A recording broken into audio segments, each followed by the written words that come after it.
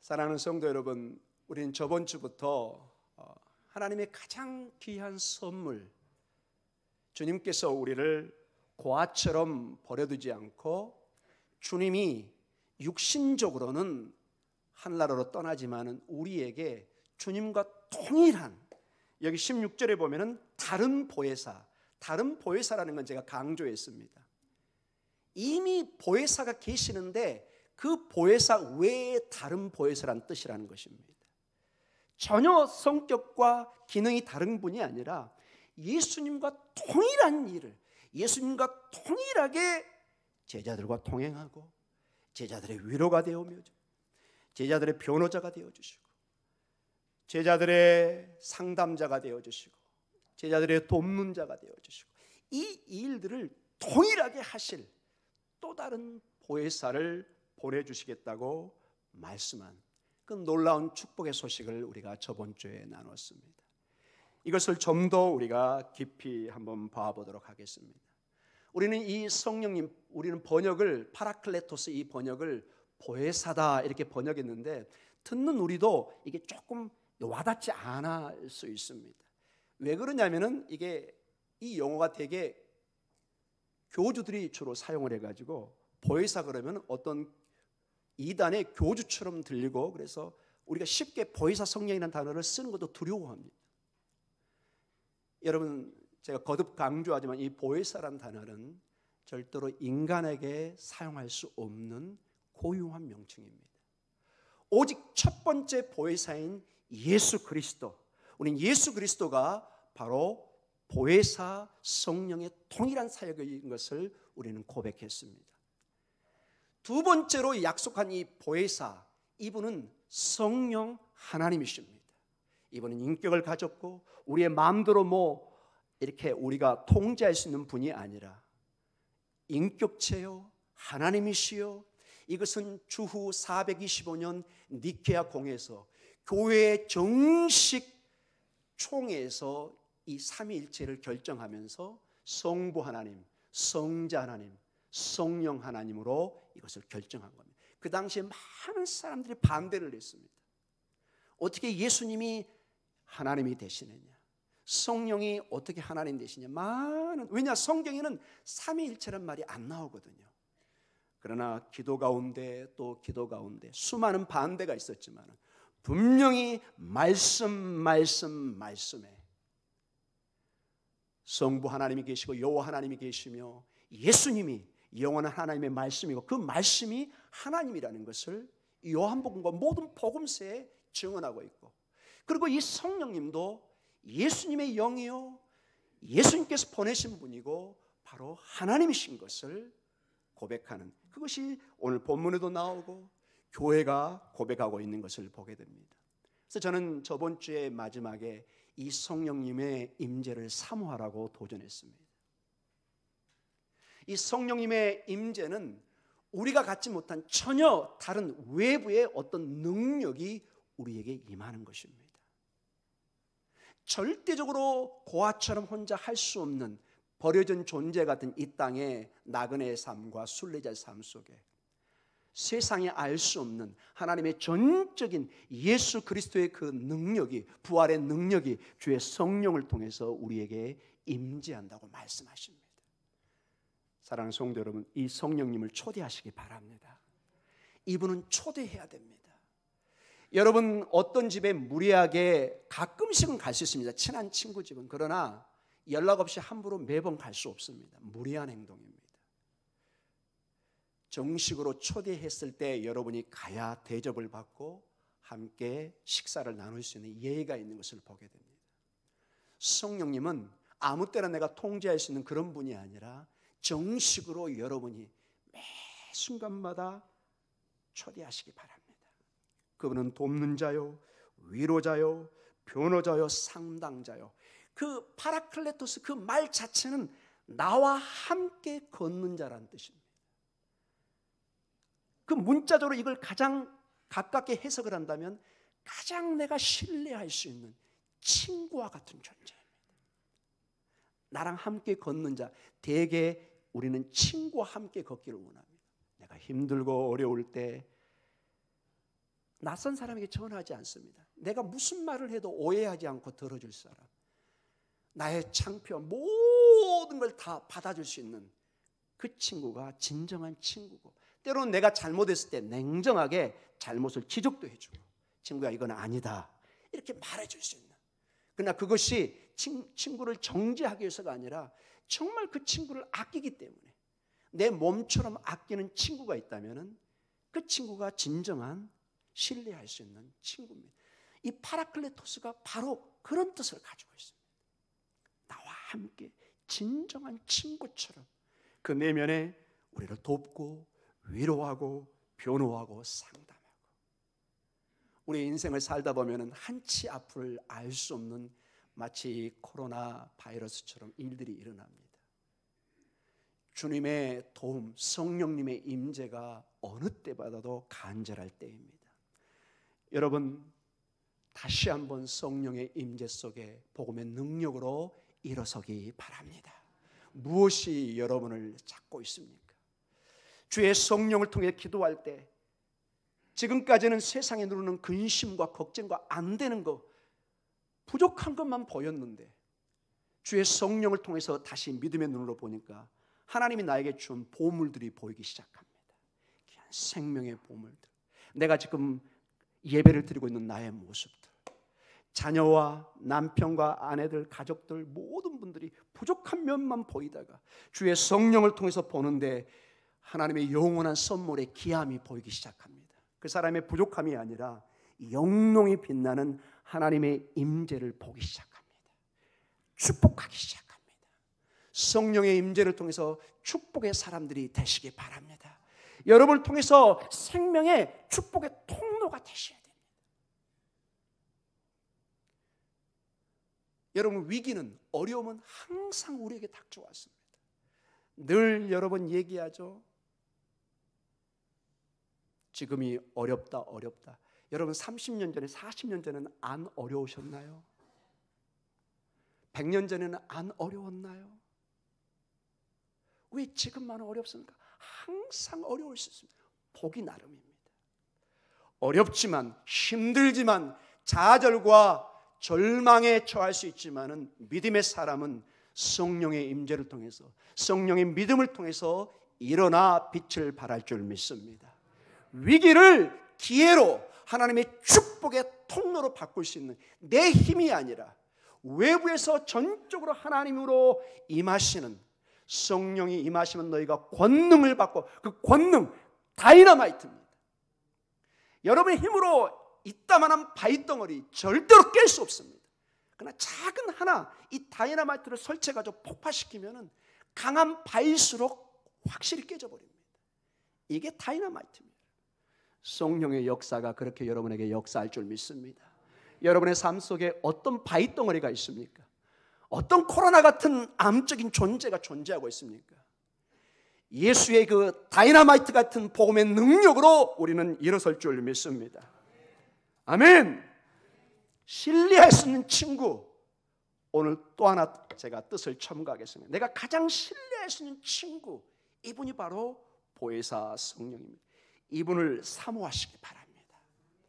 여러분, 제 말을 오해하지 말고 잘 들어주시기 바랍니다. 여러분, 예수님이 이곳에 안 계신 게 더 다행인지도 몰라요. 이게 뭔 소린가? 우리 목사님이 드디어 이단으로 나가는 건 아닌가? 잘 들어보시기 바랍니다. 여러분, 만약에 예수님이 육체를 입고 어떤 특정한 장소에 있다고 생각해 보십시오. 자, 주로 그분이 살아갔던 예루살렘 성전에 계시다고 생각해 보세요. 여러분, 그렇다면은 예수님을 만나기 위해서는 우리는 어떻게 해야 돼요? 우리 교회는 텅 비는 거예요. 지금 비행기 타고 예루살렘으로 가야 돼요, 여러분. 근데 가도 문제가 뭐냐? 우리만 가겠어요? 세계 수십억의 사람들이 예루살렘에 몰리겠죠. 여러분, 맛집 갈 때 점심때 막 들어가나요? 보통 맛집 그러면 소문나면 한 100m 정도 줄을 씁니다. 함부로 못 들어가요. 표 끊어가지고 기다려야 돼요. 예루살렘에 도착했는데 이미 거기 가 있어 새벽부터 기다리는 사람이 있어요. 여러분, 예수님 만나려면 한 달, 1년 후에는 만납니다. 1년 동안 거기서 텐트 치고 기다리셔야 돼요. 그렇게 사람이 많다니까요. 주님께서 감사하게도 예수님과 동일하신 분 성령을 통해서 항상 내 옆에 언제든지 있게 하십니다. 24시간, 여러분이 건강하시고 이틀을 밤을 새울 수 있다면 48시간, 더 이상은 제가 시간을 재지 않겠습니다. 이틀 이상은 잠 안 자는 일은 없도록 하시기 바랍니다. 사랑하는 성도 여러분, 성령님은 항상 내 곁에 주님과 동일한 사명으로, 능력으로, 역사로 임하고 계신 것을 잊지 마시기 바랍니다. 2000년 역사에 놀라운 것이 이 성령님의 역사를 기도로, 복음의 능력으로 임재를 환영하고 예배하고 찬양하는 교회는 역사가 일어났습니다. 이 성령의 역사를 외면하고 성령의 존재를 부인하고 성령님과 동행하지 않을 때는 항상 힘없는, 교회의 메시지가 성령의 역사가 없어요. 성도들이 그냥 예의상 문화적인 그냥 종교인 행세로 여기 앉아 있어요. 아닙니다, 여러분. 주의 성령이 오늘 여러분의 심장을 뛰게 해야 됩니다. 오늘 새벽 예배 때도 제가 강조했습니다. 복음이 임하면 여러분이 달려가야 돼요. 여러분이 심장이 뛰어야 된답니다. 그저 주일이 됐으니까 예의상 앉아있고, 주일이 됐으니까 우리 성가대 오해하지 마시기 바랍니다. 그냥 억지로 와서 찬양 연습하고 안 됩니다, 여러분. 그런 찬양은 주님 받지 않으세요.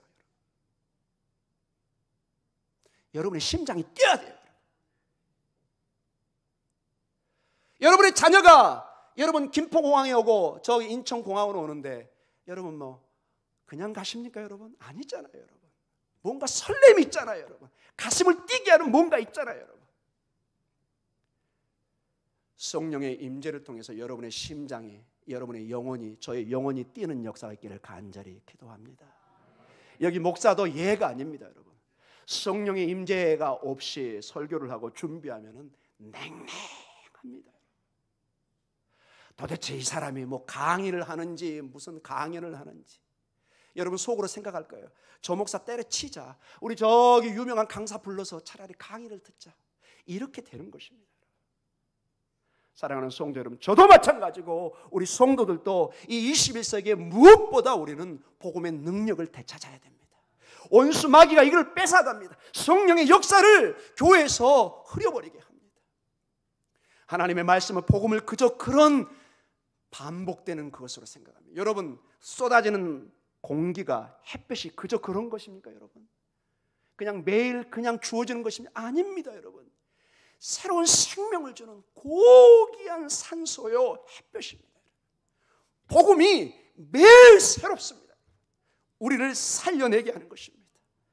여러분 혹시 잠자고 있는 영혼이 있습니까? 여러분 세상의 눈에 공사가 다 망합니까? 여러분 정신 차리고 깨어나야 됩니다. 코로나 때문에 우리가 근심할 것이 아니라 내 영혼이 성령의 임재에 밋밋해진 것을 여러분이 도전을 받으셔야 됩니다. 주님, 제 심령이 뜨거워지게 하여 주시옵소서. 다시 복음으로 일어서게 하여 주시옵소서. 늘 주님은 내 옆에 있기를 원하십니다.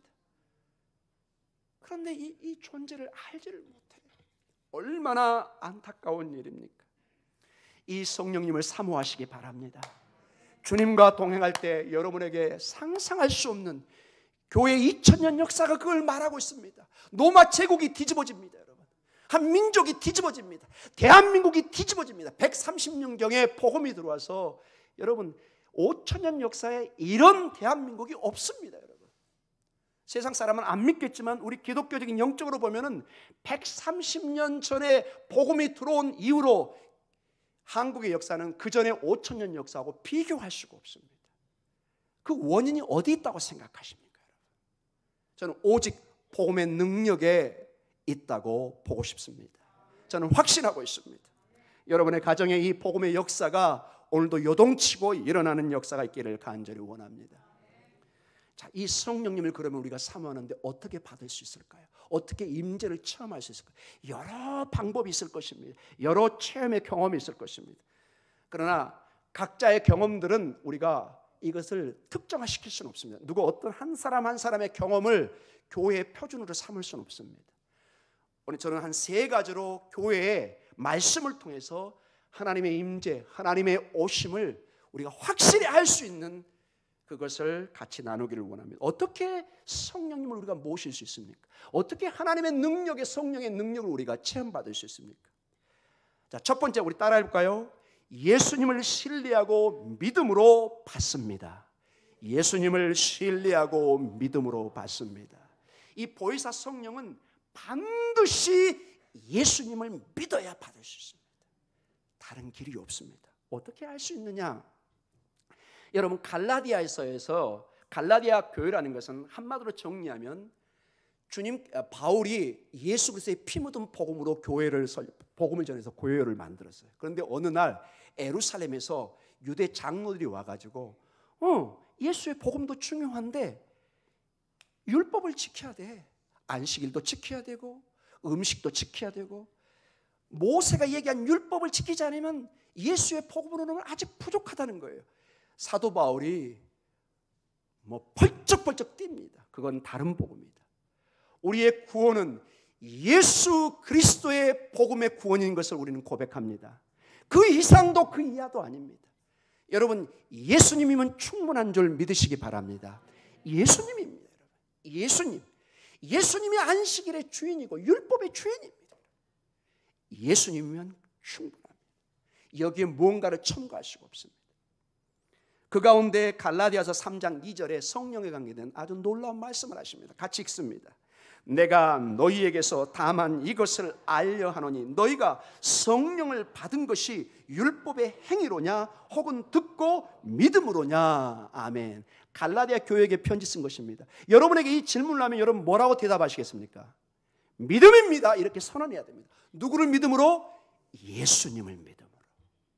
예수를 믿을 때 성령님이 임하십니다. 왜냐? 이 성령님, 보혜사 성령은 예수님의 영이에요. 성경에는 이 보혜사 성령으로 나오지만 어떤 편지에는 이 보혜사 성령이 그리스도의 영으로 나옵니다. 로마서 8장 9절에 그 중요한 로마서에 이렇게 나옵니다. 우리 로마서 8장 9절을 같이 읽습니다. 만일 너희 속에 하나님의 영이 거하시면 너희가 육신에 있지 아니하고 영에 있나니 누구든지 그리스도의 영이 없으면 그리스도의 사람이 아니라. 아멘. 하나님의 영이 나옵니다. 근데 그 하나님의 영을 동일하게 그리스도의 영, 스피릿, 성령으로 동일하게 얘기합니다. 보혜사 성령은 예수 그리스도의 영입니다. 왜 이게 중요하냐? 창세기 1장에도 하나님의 영이 운행하시면서 세상을 창조할 때 함께 하셨습니다. 하나님이시니 여러분, 왜 성령님이 창세기부터 안 계셨을까요? 여기저기 다 성령의 역사가 있습니다. 그런데 이 보혜사 성령은 왜 중요하냐? 제가 계속 강조합니다. 이 보혜사 성령은 그 기능이 매우 독특합니다. 지금까지 창조와 여러 일들에 관여했던 그 성령께서 보혜사 성령으로 명칭이 될 때는 그 특징이, 그 모든 초점이 누구에게 맞춰질까요? 예수 그리스도입니다. 이 보혜사 성령을 통해서 우리는 예수 그리스도의 복음을 전달하게 됩니다. 선교의 핵심이 성령의 권능이 임하면 나중에 뭐라고 내죠? 누구의 증인이 되죠? 내 증인이 되죠. 여기서 내가 누구예요? 예수님이십니다. 구약의 성령과 이 보혜사 성령이 다른 게 아니에요. 그러나 그분의 본격적인 주 사역이 예수 그리스도의 복음에, 십자가에 피 묻은 그 복음에 초점이 맞춰져 있습니다. 교회가 교회되게 하고 예수의 이름으로 기도하게 하고 예배하게 하고 이 모든 중심에 성령께서, 이 보혜사 성령이 역사하고 있다는 것입니다. 반대로 육신의 사람들은, 세상의 사람들은 이걸 이해하지 못합니다. 왜냐? 그리스도의 영이 없기 때문에 그렇습니다. 여러분이 아무리 가깝고 아무리 가까운 가족이나 지인이라 해도 신앙만큼은 함부로 안 되죠, 여러분. 때려 죽인다고 해도 안 되잖아요, 여러분. 그게 왜 그런지 아세요? 그리스도의 영이 역사하지 않기 때문에 그렇습니다. 그래서 여러분이 기도하셔야 돼요. 사랑하는 내 아들에게, 딸에게, 내 지인들에게, 친구에게 그리스도의 영이 임하도록. 그 영이 그 영혼을 움직여야 돼요. 우리의 힘으로 안 되는 거예요. 우리는 그래서 끊임없이 전도를 해야 돼요. 사랑하는 아들아, 딸아, 너무 막 강요하지 마십시오. 그러나 이렇게 얘기하십시오. 기도하고 있다. 주님의 은총이 너에게 임하기를 원한다. 계속 기도하시기 바랍니다. 하나님의 자비의 때에 하나님의 방법으로 여러분의 가장 가까운 그 사람에게 그리스도의 영이 임할 줄 믿습니다. 그러면 버선발라도 여기 뛰쳐나옵니다. 못 견뎌요. 그리스도의 영은 때로는 불처럼, 여러분 사도행전 2장이면 불처럼 임하잖아요. 여러분 불이 임하면 사람의 특징이 뭐예요? 아 뜨거워 그러잖아요. 여러분 불이 있는데 이런 사람 있나요? 여러분 특징이 아 뜨겁니다. 여러분 못 견딥니다. 여러분 교회를 가지 않고는 견딜 수 없는. 제가 여러분 중국 가서 그거 한번 얘기했잖아요. 하루에 6시간 7시간을 걸어서 교회를 와요. 왜냐? 집에서 도저히 주일날 집에 있을 수가 없어요. 왜? 아무리 힘들지만 예배드리고 싶은 마음이 그냥 여기에 차오르는 거예요. 여러분 제가 얘기했죠? 7시 8시간 걸어왔다가 또 다시 어떻게 해요? 그 시간을 걸어서 가야 돼요. 장로님 뭐 저 차 좀 태워. 그런 게 어디 있어요? 없다니까요. 걸어서 그런데도 기뻐서 갑니다. 사랑하는 성도 여러분, 성령의 불이 여러분의 기도의 전도의 대상자에게 임하기를 간절히 원합니다.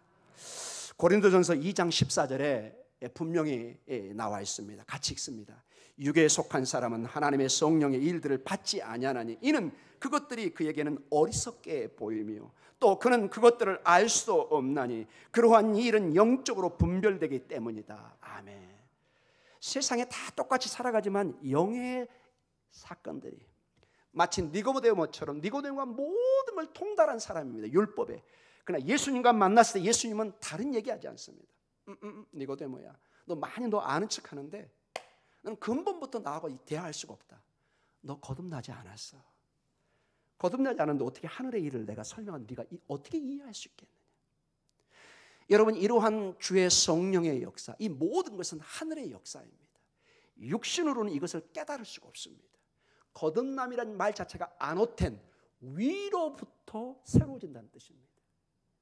하늘로부터 주의 성령을 통해서 우리가 새로워지지 않으면 도무지 이걸 깨달을 수가 없는 거예요. 니고데모는 지금 인간적인 방법으로 하나님의 말씀을 이해하려고 했습니다. 성령께서 예수님께서 그의 영혼을 열어서 born again, 거듭남에 하늘로부터 그 영혼을 바꿔버릴 때 니고데모는 나중에 보면은 위대한 하나님의 제자로 변해가는 걸 보게 됩니다. 주의 성령께서 여러분의 영혼을, 우리의 마음을 변화시키기를 간절히 기도합니다.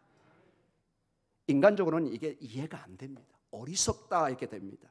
하나님의 일이 어리석어 보여요. 여기에 제가 침을 튀기면서, 참고적으로 여러분까지 침이 안 간 줄 믿습니다. 제가 조심스럽긴 하는데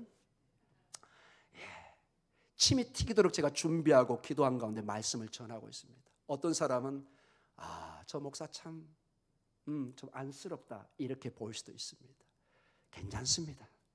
사도 바울은 나 미친놈이다 이렇게 선언했습니다. 대신 나는 예수의 미친놈이다 이렇게 얘기했습니다. 여러분 그런 담대한 믿음을 가지시기 바랍니다. 예수의 미친 사람, 그 사람이 바로 하늘의 사람입니다.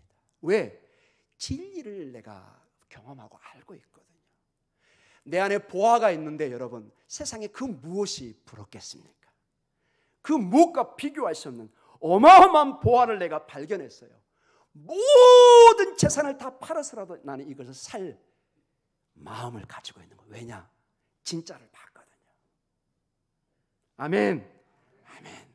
자, 두 번째로 성령의 능력, 성령의 임재는 따라 보겠습니다. 하나님의 말씀을 통해서 성령의 능력을 경험할 수 있습니다. 성령의 능력을 경험할 수 있습니다.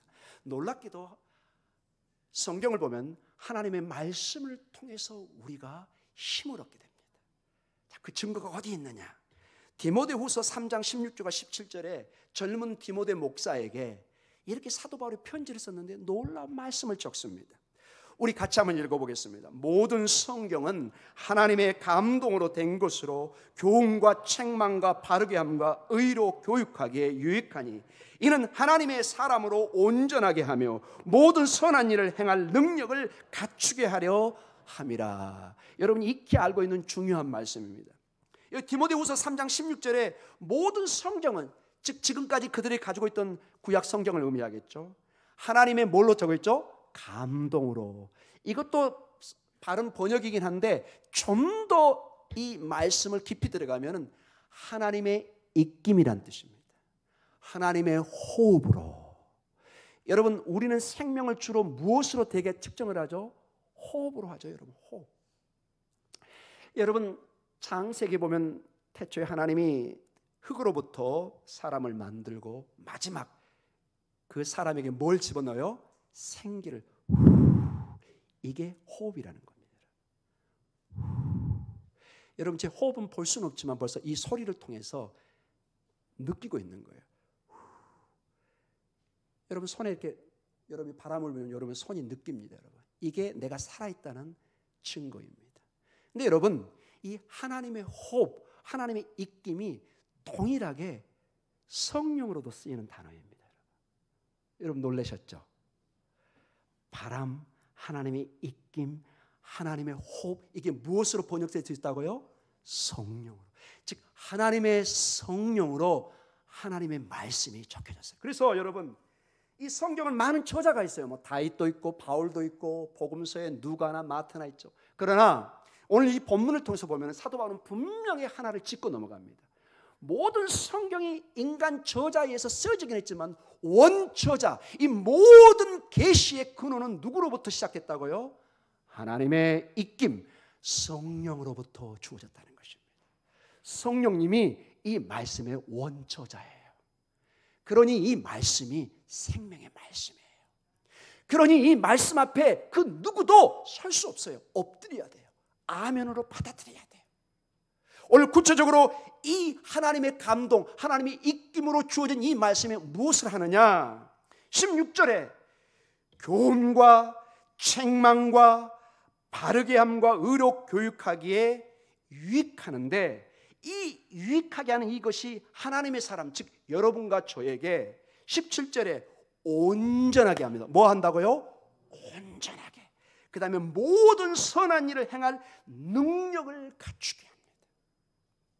여러분, 어떤 일을 할 때 우리는 전문가라는 단어를 씁니다. 비전문가를 중요한 일에 여러분 맡기지 않습니다.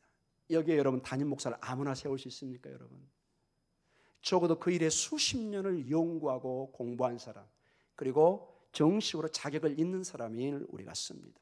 여러분 회사에 중요한 공장이 돌아가는데 길거리 있는 사람 뽑아가지고 거기 하라고 그러면 택도 없는 소리입니다. 큰일 납니다. 여러분 신앙생활도 마찬가지입니다. 여러분 신앙생활이 아무렇게나 되는 것처럼 보이지만 얼마나 많은 중요한 내용들이 있습니까, 여러분? 이것들을 다 우리가 어떻게 알고 깨달을 수 있습니까? 이게 다 신비의 영적인 문제인데 주의 성령께서 말씀을 통해서 우리를 온전하게 하고 모든 선한 향할 일을 할 수 있는 능력을 갖추게 한다고 말씀하고 있습니다. 성령의 충만함을 통해서 우리는 하나님의 사람으로 바로 설 수 있는 줄 믿습니다. 성령이 충만해야 그 사람과 대화를 보면 딱 서 있어요, 여러분. 성령의 역사가 아니면 모든 게 안 됩니다, 여러분. 왜? 인간적으로만 판단되기 때문에 이것도 안 돼요, 이것도 안 돼요, 이것도 안 돼요. 교회를 아무것도 할 수가 없어요. 교회가 그냥 사교 집단이 돼버려요.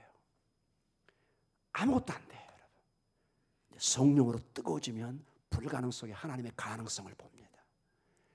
기도의 그 역사와 성령의 역사와 선교의 역사와 교회의 사명이 무엇인지, 교회가 나갈 바가 무엇인지, 우선순위가 무엇인지 이게 확실히 정리가 돼요. 왜? 성령의 역할이 그 역할이기 때문에.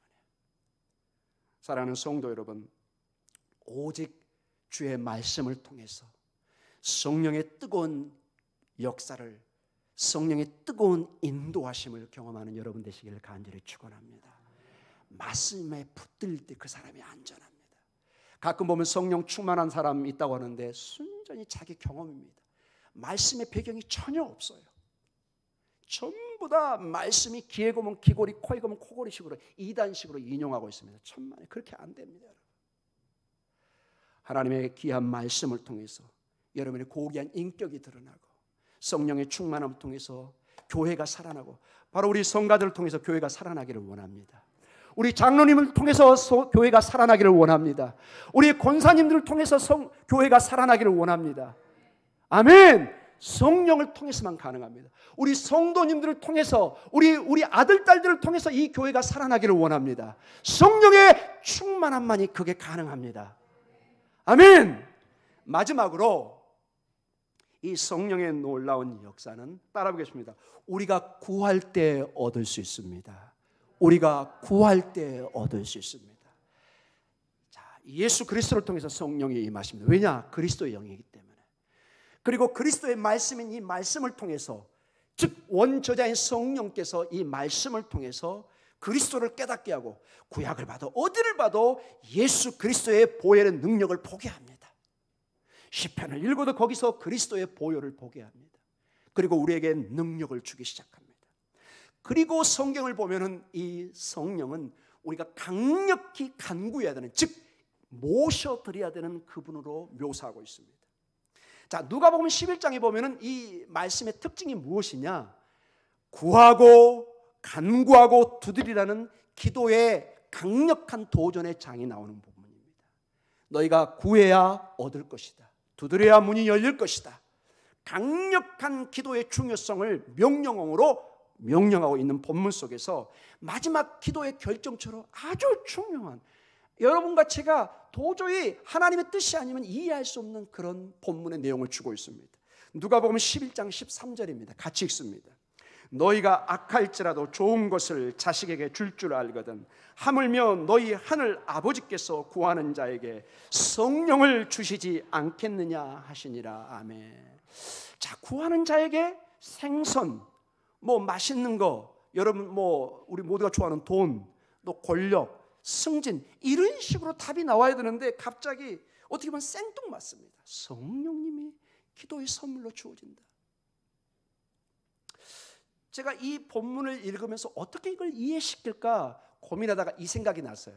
여러분 구정 설날에 여러분 우리 어르신들 손주들에게 주로 뭘 하시나요? 세뱃돈. 어떤 방송에 보니까 세뱃돈을 한 200만 원 가까이 줬다는 사람이 있어요. 놀라는 사람이 있네요. 그렇게 세뱃돈 많이 줄 수 있도록 하나님이 그 가정을 축복해 주시기를 간절히 축원합니다. 여러분이 2천만 원 벌면은 200만 원 줄만 하잖아요, 여러분. 그렇게 생각하세요, 여러분. 할렐루야. 자, 이 세뱃돈을 줄 때 아직 어린애들, 4살, 5살 애들, 종이가 쫙 깔립니다, 여러분. 1,000원짜리 이순신 장군인가요? 예. 저도 잘 모르고 있네요. 예. 주로 카드로만 사용하니까 1,000원짜리 하나 있고, 또 10,000원짜리가 파란색이죠. 세종대왕인가요? 예, 그분 계시고, 여성이 대단한 분이 한 분 계십니다. 5만 원짜리 신사임당이 딱 있습니다. 쫙 있는데 이 4살짜리 이 손주는 이순신 장군을 너무 사랑해요. 1,000원짜리만 막 붙잡고 있는 거예요. 아니야, 이거 이 신사임당 가져가. 아니에요, 싫어요, 미워요, 할아버지 할머니 미워요. 속으로는 아이고 잘됐다. 그럴 수 있죠. 근데 그 손주 그 부모님 뭐라 할 거야? 아이고 이 바보야, 그 할머니가 주실 때 그 5만 원짜리 잡아야지. 여러분 이 비유가 어떨지 모르겠어요. 여러분 우리 성령님 그러니까 막연하게 보이죠. 당장 이거 1,000원짜리로 딱 잡는 거 원하시잖아요, 여러분. 근데 여러분 정말로 가치 있는 것은 우리가 더 다른 돈이 없으니까 여러분 1,000원짜리고 5만 원짜리는 여러분 비교가 불가하죠. 당연히 상식 있는 사람은 뭘 잡아야 돼요? 이런 걸 하면서도 결국 이걸 뺏어가 가져가면 됩니다, 여러분. 이거 주로 잘 안 놀시려고 그러잖아요. 가져오시기 바랍니다. 5만 원짜리. 점점 분위기가 좀 쌓여지고 있습니다. 사랑하는 성도 여러분, 성령님을 선물로 받는다는 것은 하나님이 1,000원을 주시는 것이 아니라 5만 원을 준비하고 있다는 것입니다. 우리가 상상할 수 없는 것을 준비하고 있습니다. 자, 이 성령이 임하시면은 사람이 어떻게 변하는가 한번 봐보시기 바랍니다. 누가복음 4장 18절과 19절에 성령이 임하시면 여러분이 할 수 없는 놀라운 일들을 하기 시작합니다. 같이 읽습니다. 주의 성령이 내게 임하셨으니 이는 가난한 자에게 복음을 전하게 하시려고 내게 기름을 부으시고 나를 보내사 포로된 자에게 자유를, 눈먼 자에게 다시 보게 함을 전파하며 눌린 자를 자유롭게 하고 주의 은혜의 해를 전파하게 하려 하심이라 하였더라.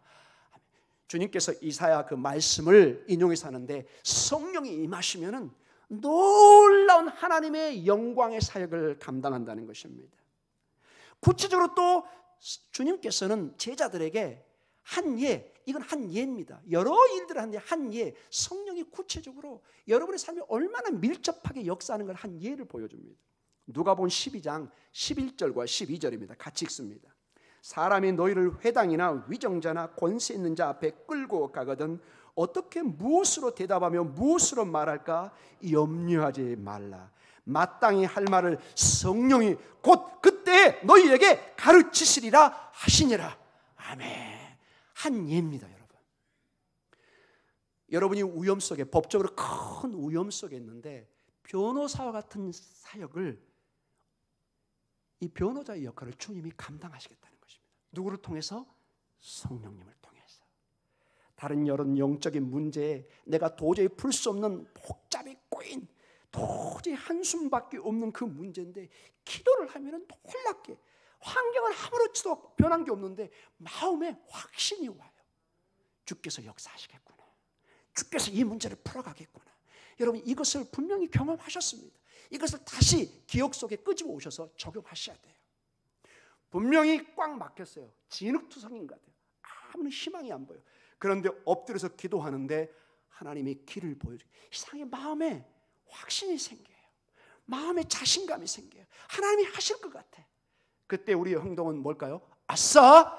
주께서 역사하리라. 아멘. 주님이 역사할 때입니다. 주님이 여러분 우리에게 피하지 못할 시험은 주지 않는다고 말씀하셨습니다. 우리의 능력밖에 어떤 일들이 있을 때는 여러분이 딱 캐치하셔야 돼요. 아하, 이거는 내가 아니라 주님이 하실 일이구나. 내가 할 일은 내가 하면 돼요. 뭐 설거지라든지 여러분 여러 가지 일들. 주님이 와서 설거지 안 해줍니다, 여러분. 그런 것은 여러분이 하시고, 정말로 중요한 일들은 이제 기다리시면 돼요. 기도로서 성령님 초대하는 가운데 주님, 내 아들을, 내 딸을, 내 남편을, 내 아내를 잡아주시옵소서. 인도해 주시옵소서. 내 사업을, 직장을 붙들어 주시옵소서. 주님이 역사하실 줄 믿습니다. 결론적으로 말씀을 마쳐갑니다. 여러분, 성령님을 왜 구해야 될까요? 어떻게? 기도로.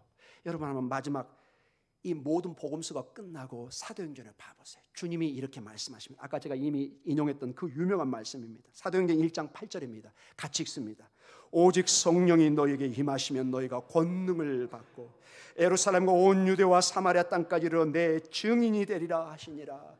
주님이 마지막, 이제 이 말씀 마지막 승천전에 주신 말씀입니다. 다이나마이트 같은 어떤 큰 힘으로 역사할 것을, 복음의 사역이 확장될 것을 말씀하셔요. 그런데 현실은 아무런 변화가 없어요. 지금 막 덜덜덜 떨고 있어요. 자, 그런데 이 약속을 믿고 제자들과 여인들이 한 곳에 모여서 이런 행동을 합니다. 사도행전 1장 13절과 14절입니다. 같이 읽습니다.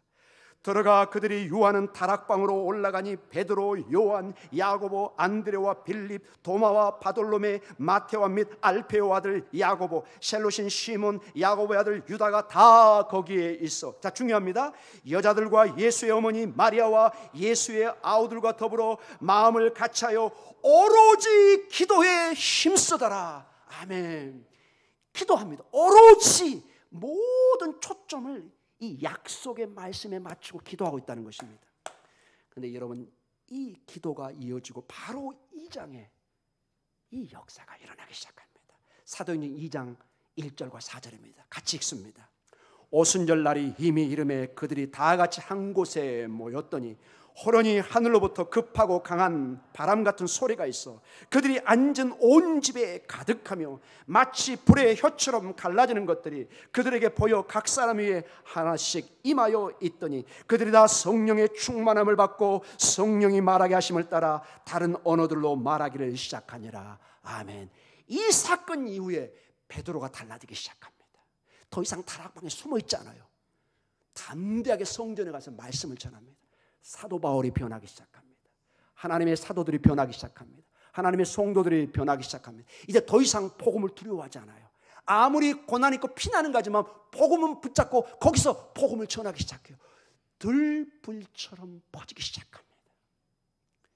그 복음이 유럽으로, 남미로, 북유럽으로, 아프리카로, 아시아로 목 이동까지 온 것입니다. 여러분, 복음의 능력이 여러분 절대로 가소평가하면 안 됩니다. 제가 서두에 얘기했던 것처럼 130년경에 그 작은 선교사들의 그 복음의 전파가 이토록 놀라운 변화를 일으키고 있습니다. 이 복음의 능력을 다시 회복하시기 바랍니다. 성령님을 여러분의 기도 가운데 초대하시면서 성령의 뜨거운 역사가 일어나서 다시 한번 대한민국이 하나님 앞에 쓰임받는 하나님의 놀라운 축복의 나라가 될 수 있는 여러분의 가정, 여러분의 자녀들, 이 나라의 이민족 되기를 간절히 축원합니다. 기도하겠습니다.